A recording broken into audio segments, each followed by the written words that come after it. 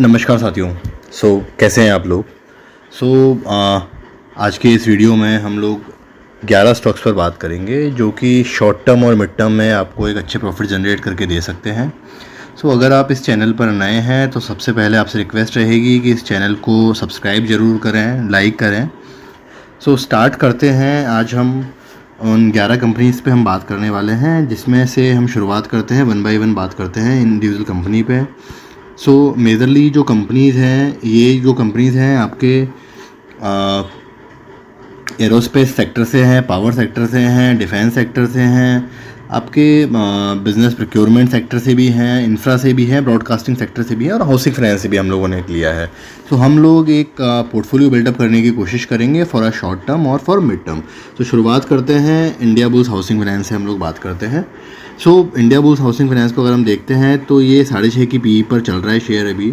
इसके अंदर भी रिसेंटली एक न्यूज़ आई है, जो इंडिया बुल्स हाउसिंग फाइनेंस ने अपनी जो एक मेजर डेट थी, जो ईसीबीस की जो डेट थी, तो उन्होंने वो $275 मिलियन की जो डेट थी वो उन्होंने पे कर दिया है। इसके हम फाइनेंशियल्स पे बात करते हैं। तो इसके हम फाइनेंशियल्स देखते हैं तो आप ईयर ऑन ईयर फाइनेंशियल देखोगे तो रेवेन्यूज़ डिक्लाइन हुए हैं ईयर ऑन ईयर, क्योंकि इंडिया बुल्स हाउसिंग फाइनेंस का प्रीवियस जो ट्रेंड था वो उसके अंदर कंपनी के अंदर कुछ प्रॉब्लम्स थी, जिसकी वजह से रेवेन्यूज़ डाउन हुए कंपनी। लेकिन आज की तारीख में जो डेट है, उस डेट को प्रैक्टिकली मेजरली पार्ट उसके अंदर से पे कर दिया है, जो कि ईसीबीस की फॉर्मेट में था। अभी कंपनी की अगर हम बात करते हैं तो करंटली कंपनी एक रिवैम्प हो रही है एक तरह से कंपनी, और ये चीज़ हमें इसके चार्ट पे भी रिफ्लेक्टेड है। तो अब हम कंपनी के चार्ट पे बात कर लेते हैं। तो कंपनी के अगर हम करंट चार्ट स्ट्रक्चर पे बात करते हैं तो पिछले कुछ समय से अगर आप देखोगे तो कंपनी ने आपको एक ठीक ठाक रिटर्न्स बना के दिए हैं। पिछले 6-8 महीने से कंपनी ने, अप्रैल ऑनवर्ड्स कंपनी ने अच्छा एक मोमेंटम बिल्टअप किया है। करंट अगर आप देखते हो तो आप इसके अंदर वॉल्यूम्स अगर आप देखोगे तो आपको एक बहुत बढ़िया एक साइजेबल एक वॉल्यूम्स आते हैं आपको दिखाई देंगे इसके अंदर। और करंट लेवल से अगर हम बात करते हैं तो शेयर अभी 153 रुपये के भाव पे भी चल रहा है। यहाँ से अगर हम देखते हैं तो हमें लगता है कि इस लेवल से अगर नेक्स्ट टारगेट्स की अगर हम बात करते हैं तो हमें 182 रुपये का एक इमीडिएट टारगेट इसके अंदर दिखाई देता है। 157 रुपये के 156 रुपये के आसपास का एक स्टॉप लॉस हम लोग मेंटेन करेंगे 182 रुपये तक के एक इमीडिएट टारगेट के लिए। उसके ऊपर अगर ये सस्टेन करता है तो हमें 229 रुपये तक के एक नेक्स्ट टारगेट इसके अंदर विजिबल हो सकता है शॉर्ट टर्म में। दूसरा जो हमारी स्क्रिप्ट है वो है एमटार टेक की हम बात कर रहे हैं। तो एमटार टेक बेसिकली एरोस्पेस और डिफेंस सेक्टर में काम कर रही है। इस कंपनी में अगर हम बात करते हैं तो प्रीवियसली अगर आप देखते हो तो इसके अंदर कुछ ना आपको पिछले कुछ सेशंस में एक मेजर सेलिंग दिखाई दी है। करीबन 2400 रुपये 2450 रुपये के लेवल से शेयर जो है वो 2261 रुपये के लेवल के आसपास शेयर भी आ चुका है। इस सेलिंग को अगर हम देखते हैं तो, या फिर प्रीवियस ट्रेंड को हम देखने की कोशिश करते हैं तो अगर आप देखोगे ना तो प्रीवियस ट्रेंड में ये जो शेयर है ये हमेशा अपने 20 EMA के आसपास ये ट्रेड कर रहा है।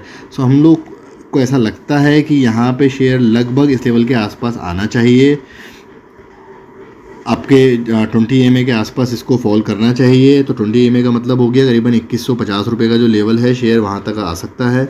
उस लेवल के आसपास अगर ये रिवर्सल देता है तो वो हमारे लिए एक बाइंग की अपॉर्चुनिटी रहेगी। वहाँ पे हम बाइंग के लिए इसको देख सकते हैं, लगभग इस वाले लेवल के आसपास पे हम इसको बाइंग के लिए देख सकते हैं। और अगर हम यहाँ पे बाइंग करते हैं, रिवर्सल हमें दिखाई देता है तो अगेन 2400 रुपये तक के हमें टारगेट दिखाई देंगे और रिवर्सल के फॉर्मेट में। अगला जो स्क्रिप्ट है वो है अदानी पावर की हम बात कर रहे हैं।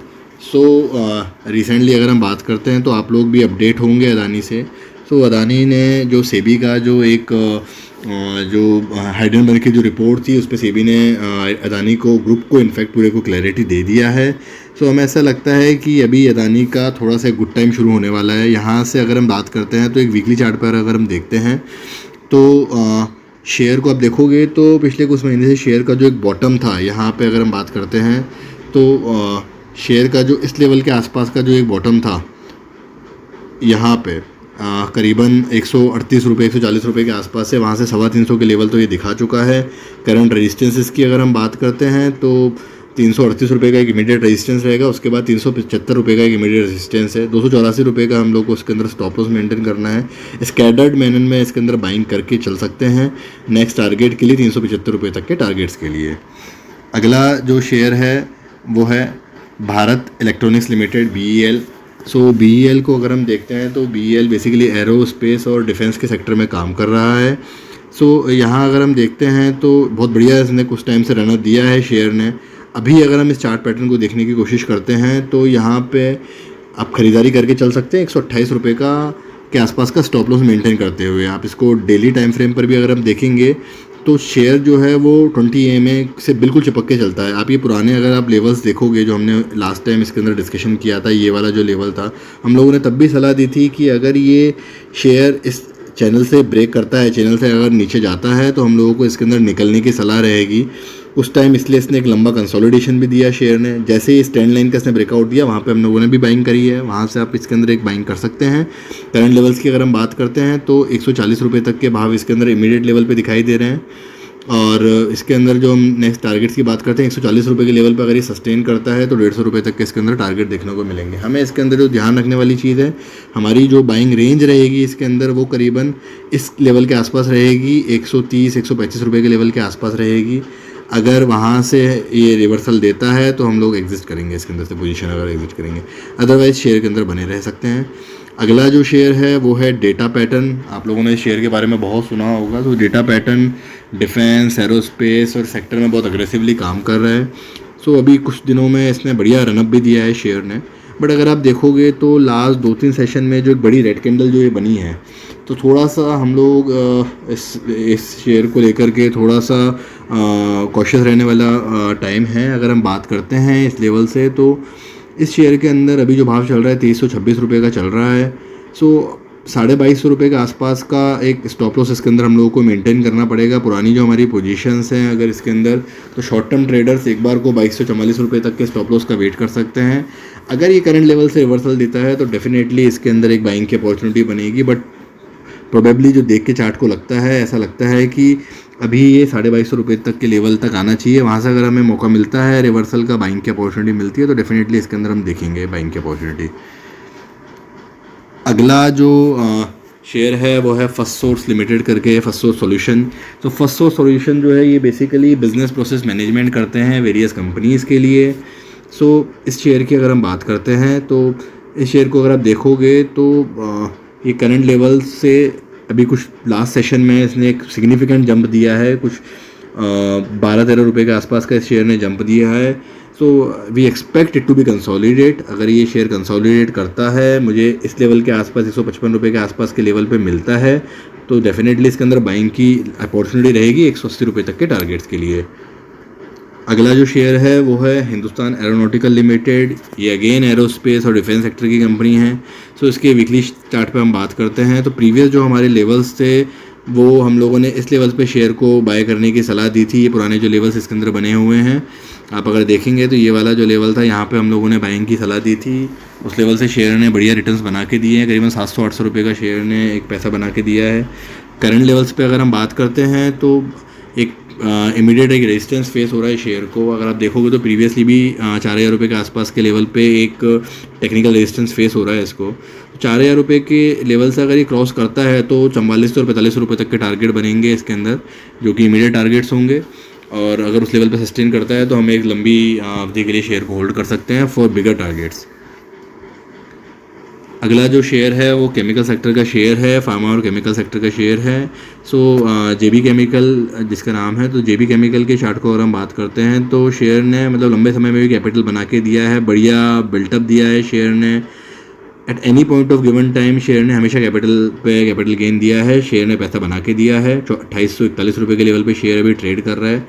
हम लोगों ने जो प्रीवियसली शेयर में रेजिस्टेंस बनाया था वो 2448 रुपये के आसपास का था। अभी भी हम लोग वही रेजिस्टेंस मेंटेन करके चलेंगे। इसके अंदर अगर शॉर्ट टर्म के लिए अगर मैं बात करता हूँ तो शॉर्ट टर्म के लिए अगर बात करते हैं तो ये आपके लेवल्स रहेंगे जो आपको ध्यान रखने हैं, करीबन 2600 2650 रुपये के लेवल के आसपास अगर ये मिलता है आपको तो बढ़िया एक अपॉर्चुनिटी रहेगी फ्रेश बाइंग के लिए। Otherwise you play the momentum, आप इसके अंदर बने रह सकते हैं। स्कैटर्ड मैनर में इसके अंदर हम बाइंग करेंगे 3000 रुपये तक के नेक्स्ट टारगेट्स के लिए। अगला जो शेयर है वो KNR कंस्ट्रक्शन इंफ्रा सेक्टर का शेयर है। सो इस शेयर को अगर हम बात करते हैं तो लंबी अवधि पर एक शेयर को देखने की कोशिश करते हैं। सो आप देखेंगे शेयर के अंदर तो पहले शेयर ने एक बढ़िया मोमेंटम दिया था, इस लेवल के आसपास एक बढ़िया मोमेंटम दी, एक रैली दी, उसके बाद शेयर ये कंसोलिडेट कर रहा है। सो अगर हम इस लेवल से बात करते हैं, ये जो कंसोलिडेशन है, सो जब तक इस कंसोलिडेशन का ब्रेकआउट नहीं मिलता हमें, यानी कि शेयर करीबन 278 रुपये को ब्रेक नहीं करता, तो इसके अंदर बाइंग की अपॉर्चुनिटी नहीं रहेगी। लेकिन 278 रुपये के आसपास अगर ये ब्रेक करता है तो नेक्स्ट जो हमें इसके अंदर टारगेट देखने को मिल सकते हैं वो 350 रुपये तक के नेक्स्ट लेवल के टारगेट देखने को मिल सकते हैं इसके अंदर। अगला जो शेयर है वो है सन टीवी। तो सन टीवी की अगर हम बात करते हैं तो ये ब्रॉडकास्टिंग सेक्टर की पुरानी कंपनी है, बड़ा काम है सन टीवी का।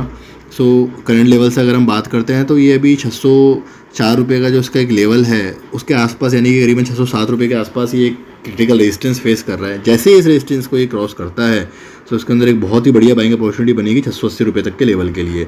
680 रुपये का लेवल क्रॉस करते ही हम लोग इसके अंदर 700 750 रुपये तक के एक नेक्स्ट टारगेट्स इसके अंदर देख सकते हैं। अगला जो शेयर है वो केफिनटेक है। ये बेसिकली डेटा एनालिटिक्स और सॉफ्टवेयर में ये लोग कंपनी काम कर रही है। रिसेंटली ज़्यादा टाइम नहीं हुआ है शेयर को लिस्ट हुए, बट अगर आप इसका वीकली चार्ट पे मोमेंटम देखोगे तो इसने बढ़िया बिल्टअप दिया है। अगर आप देखते हैं तो मार्च के बाद से शेयर ने एक बढ़िया मोमेंटम में है शेयर। ये डेली चार्ट पर अगर हम देखते हैं तो शेयर ने जो लास्ट सेशन था उसके अंदर एक ह्यूज पैसा बना के दिया है, बढ़िया बिल्टअप दिया है, पिछले 2-3 सेशन में अच्छा पैसा बना के दिया है।